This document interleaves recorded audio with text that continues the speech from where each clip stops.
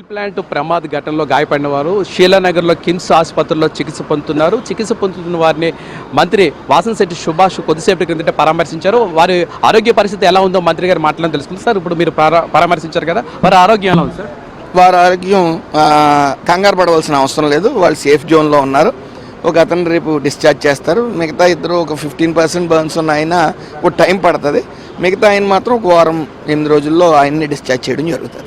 Sir, అంటే అక్కడ నిర్వహణ లోపం వల్ల జరిగిందని కార్మిక సంఘాల నేతలు ఆరోపిస్తున్నారు. ఈ ఘటన మీరేమంటారు?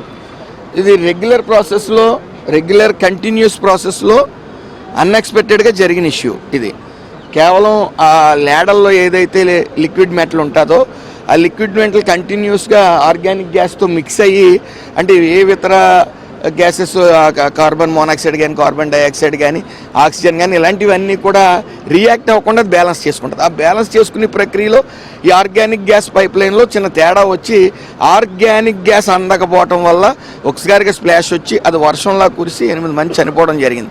అయితే ఇన్స్పెక్షన్ జరగలేదు, నెగ్లిజెంట్గా ఉన్నారనేది వాస్తవం లేదు. 2024 డిసెంబర్లో ఇన్స్పెక్ట్ చేయడం జరిగింది. 2025 నవంబర్లో కూడా స్పెషల్ టీంతో ఇన్స్పెక్ట్ చేయడం జరిగింది.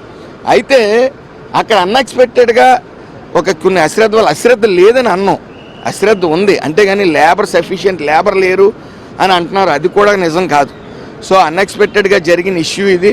ఓ పైప్ లైన్ని సరిగ్గా ఎగ్జామిన్ చేసుకోకపోవడం, వాళ్ళు ఐడెంటిఫై చేయకపోవడం వల్ల ఆక్సిజన్ గ్యాస్ వెళ్ళట్లేదని ఐడెంటిఫై చేయడం వల్ల ఒకసారిగా స్ప్లాష్ అయ్యింది.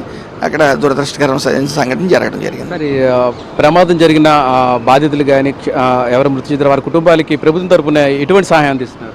ఆల్రెడీ కేంద్ర ప్రభుత్వం ప్రకటించడం జరిగింది. చనిపోయిన వాళ్ళకి 25 లక్షలు, పాక్షికంగా గాయపడ్డ వాళ్ళకి 10 లక్షల రూపాయలు ప్రకటించడం జరిగింది.